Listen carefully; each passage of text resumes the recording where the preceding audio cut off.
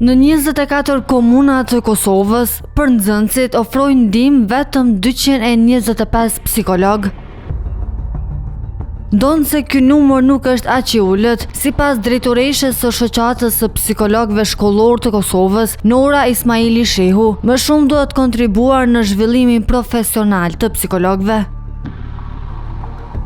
Aktualisht në shoqat janë të punësuar 225, të antarësuar 225 psikolog shkollor që aktualisht punojnë në shkolla në 24 komuna të Kosovës. Si numër nuk jemi keq krahasuar me vitet kur kemi filluar punën, deri më tash janë punësu një numër i konsiderueshëm i psikologëve shkollor, kjo duke u krahasu edhe me shtetet në rajon. Mirë po çka duhet me punu është që me kontribu në pjesën e zhvillimit profesional të psikologëve shkollor, po ashtu edhe me punu për statusin e tyre, për detyrat e tyre edhe në bazë të ligjit dhe udhëzimeve administrative. Sipas një udhëzimi administrativ, një shërbyes profesional punësohet në institucione edukative arsimore nëse ai vend ka mbi 1000 nxënës. Por sipas Ismaili Shehu, kjo do duhet të ndryshonte, sepse punën e psikologut shkollor nuk e përcakton numrin nxënësve, por vetë dinamika e punës. Po idealja kishte me qenë që në çdo shkollë me pasë psikolog shkollor bashkë me profesionistë të tjerë, do me thonë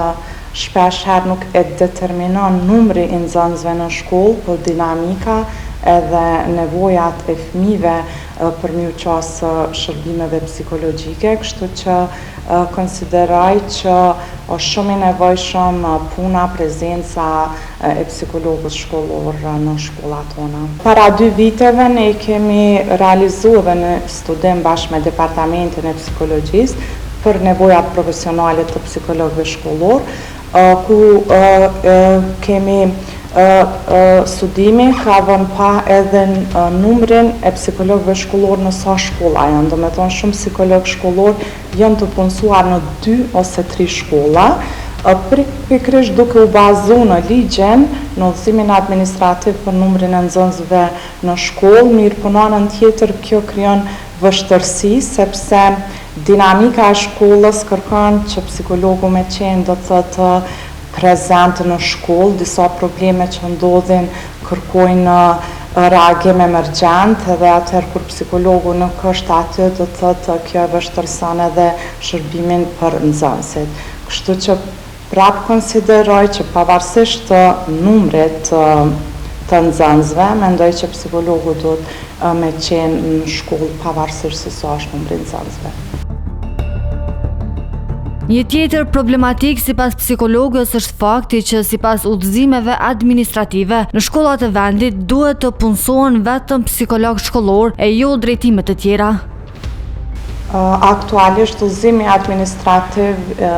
i vitit 2014, që është udhëzimi që përcakton detyrat dhe rolin e psikologëve shkollorë dhe pedagogëve, sipas udhëzimit, të gjithë psikologët të cilët e kanë drejtimet master në psikologji shkollore dhe këshillim duhet të punësohen si psikolog shkollor. Mirë po sipas të dhënave të antarëve që ne i kemi në shoqat, ka shumë psikolog shkollor që nuk e kanë përfundu drejtimin adekuat, mirë po kanë drejtime të ndryshme klinike e tjera, mirë po kjo mendoj që është që i përket Ministrisë së Arsimit edhe DK-ve të ndryshme në komuna që duhen me qenë në harmoni me njëra tjetrën edhe me vepru sipas ligjit në punësim të tyre. Ose nëse nuk ka psikolog shkollor në atë komunë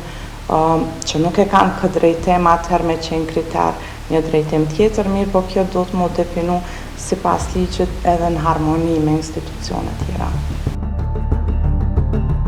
Për herë të parë, psikolog shkollor u punësuan tek në vitin 2007, e që nga atëherë, sipas Ismaili Shehut, ka pasur përmirësime të dukshme në fushën e psikologjisë shkollore. Po prap është shumë profesion i ri, edhe pse ka qenë viti 2007, për herën e parë kur psikologët shkollor janë punësu në Kosovë, janë bërë 18 vite, prap mendoj që është profesion i ri edhe ka nevojë për psikoedukim në komunitet, sidomos tek prindrit, tek mësimdhënësit edhe tek nxënësit. Po kjo pra mbetet individuales që secili psikolog shkollor sa e promovon rolin e tij brenda shkollës, sa është bashkëpunues me prindër, me mësimdhënës, edhe çfarë raporte krijon bashkë me fëmijët.